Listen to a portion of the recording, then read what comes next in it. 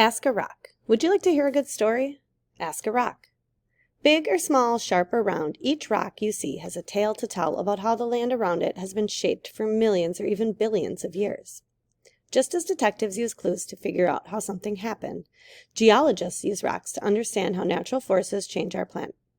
If you look and listen closely, rocks can tell you stories of oceans and volcanoes, great sheets of ice, and gushing rivers, all right here in what we now know as Minnesota.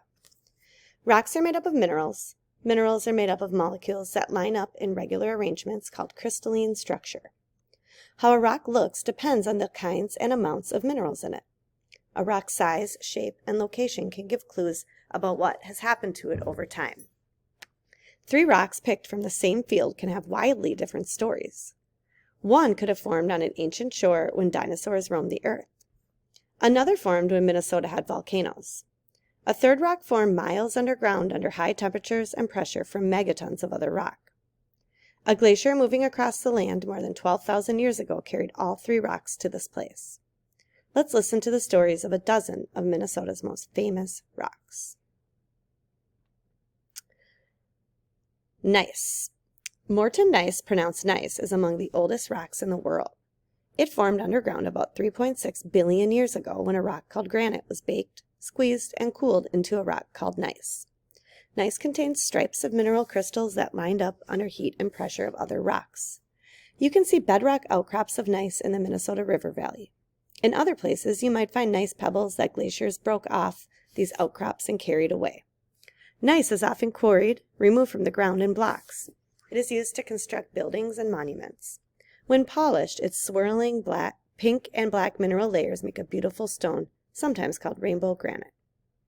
It says Fort Ridgely, born in 1853, was used by the U.S. Army. This wall, made of gneiss, was part of the commissary, a store with food and other supplies. Fort Ridgely became a state park in 1911.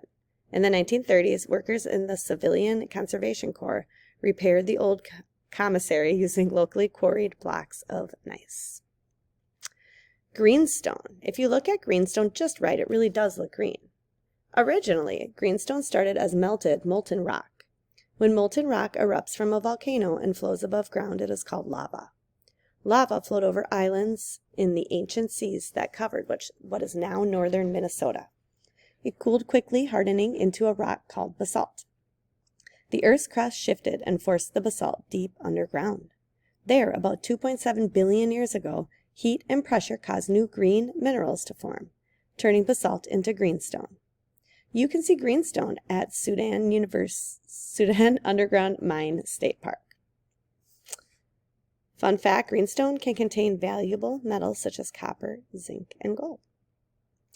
Quartzite. As ancient rivers meandered, they deposited sand along their banks. Eventually, grains of sand cemented together into sandstone. Shifts in the Earth's crust pushed sandstone underground. Under heat and pressure, the sandstone turned into quartzite about 1.7 billion years ago in southwestern Minnesota. You can see a famous cliff of the pinkish-purple quartzite at Blue Mounds State Park.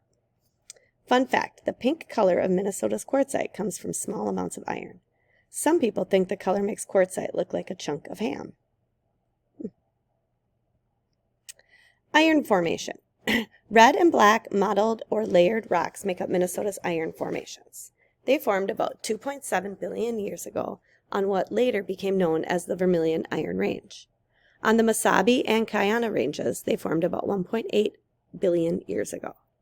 Beneath ancient seas in northern Minnesota, tiny bits of iron-rich minerals called magnetite moved down through the water and settled on the shallow sea floor.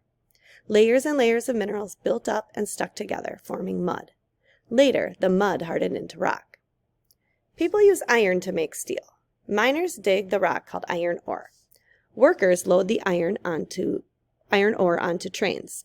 It travels by rail to Lake Superior and then by ship to steel mills near Lake Erie and Michigan. There, ore is melted and mixed with carbon and other elements to make steel. Because steel is so strong, people use it to build skyscrapers, cars, railroad tracks, and bridges. At Hill Annex Mine State Park, you can learn about the history of iron. At top This is for the picture. At top is banded iron formation. A reddish wall of natural iron ore shows above a pit lake in Hill Annex Mine State Park.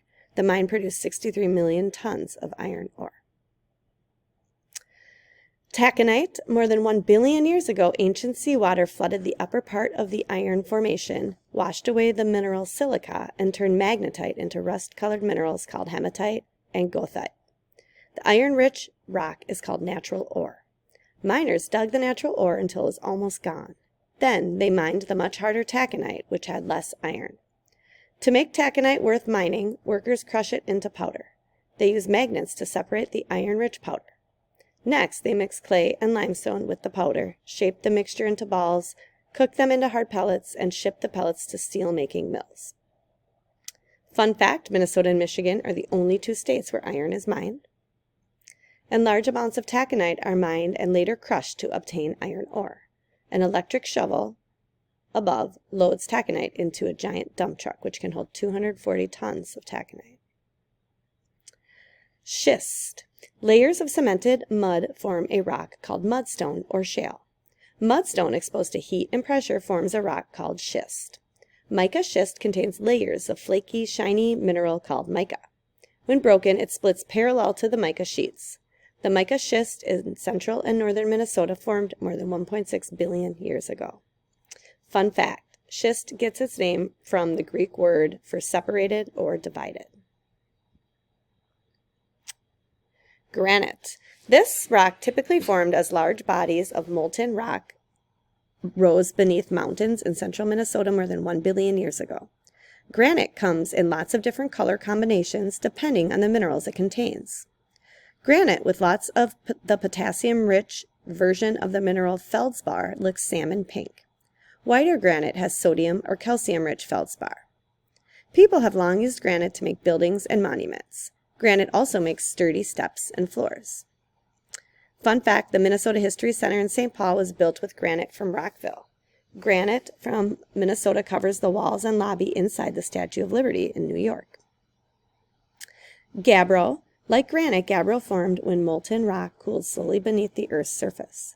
Its dark color comes from its mix of minerals, including plagioclase, feldspar, pyroxene, and olivine.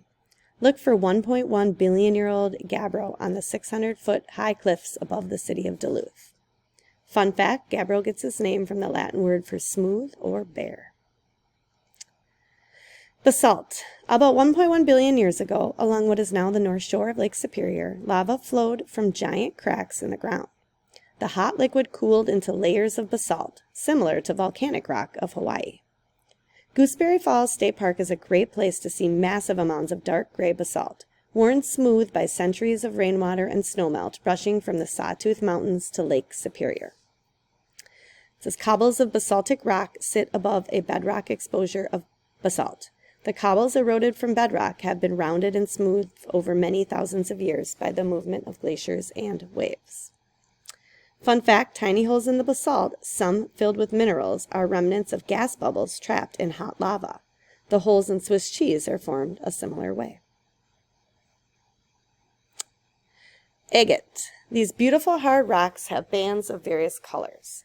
Agates formed when water containing silica, a chemical compound of dissolved quartz, seeped into bubble holes in basalt. The water left behind silica, which coated the inside of the rock layer by layer. Various other materials create colors in the bands. Red bands tell us iron is here. Agates formed in basalt along Lake Superior's north shore, but you can find them all around the state because glaciers carry them as they move from north to south. To learn more, visit the Egget and Geological Center at Moose Lake State Park. Fun fact, the Egget is Minnesota's official state gemstone. Sandstone. When you see sandstone, close your eyes and imagine a tropical beach, because that's what it might have once been. Rivers carried sand to the sea that covered Minnesota some 500 million years ago. As the water reached the sea, it stopped flowing, and grains of sand settled to the sea floor. Chemicals in the water cemented the grains together into sandstone. Some sandstone is so lightly cemented together that it crumbles when you pick it up. Sandstone in southeastern Minnesota is part of the same formation that can be seen along the bluffs in St. Paul. And limestone. Minnesota limestone formed about 500 million years ago from calcium carbonate and seashells at the bottom of ancient seas. Limestone in some places contains plant and animal fossils. Some limestone is quarried in blocks for walls and buildings. Some limestone is crushed and used to make roads and concrete. Crushed limestone is spread on farm fields to help crops grow by reducing soil acidity. At Forestville Mystery Cave State Park, you can see steep bluffs of limestone and tour limestone caves. Tunnels and caves often form in limestone as groundwater runs through cracks, dissolves the minerals, and carries them away. Water continues to dissolve the rocks today. Quarried blocks of limestone were used to construct walls and buildings of Fort Snelling in St. Paul.